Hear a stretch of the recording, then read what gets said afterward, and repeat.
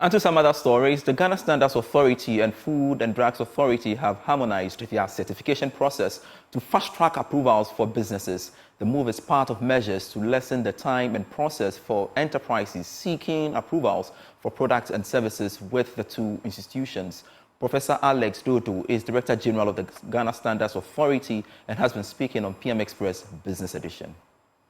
It's when we manufacture, when our industry and our service sectors are able to produce more than we need, export, and get a needed foreign exchange. This is basic knowledge across the world. America, the Americas, and the UKs, and the EUs are all driven by business, trade in goods and all services.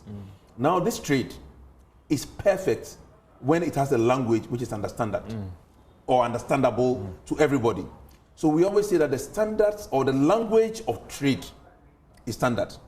Why? If you want to buy a phone, you want to know whether it's iPhone 2 or iPhone 20, you want to know whether it's a Samsung. You mentioned it just in one line, but it's actually a description which is written. If you say iPhone 15, you know what it is. 3 phones, etc., etc. That is standard, and that is the language of trade. And that language cuts across geographies. It doesn't matter whether it's Chinese or whatever. That language is fixed. Where industry has that language and where the translation is not ambiguous, industry thrives. Our job is to be business friendly.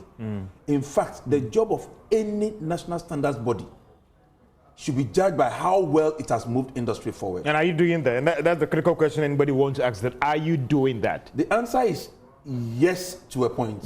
I said yes to a point because there are two dimensions to standards. Standards development is one thing, standards enforcement is the other. And I'll use the cable sector. We've had standards, but their enforcement was variable. When the GSA started enforcing, especially to ensure that all cables, whether locally manufactured or imported, meet the same specifications, what it did was to move the production of the local sector up, and according to industry players, by more than 40% in terms of trade, and remove unwanted substandard products. And we're happy to say that by enforcing regularly, the proportion of substandard cables on the Ghanaian market keep falling. We have applied that to cement, and the big players will tell you that following our enforcement actions, their sales went up by hundreds of thousands of bags per day. So where standards are established, and more importantly, where they are enforced, business thrives, because then you are creating a level playing field for industry, but importantly also protecting consumers.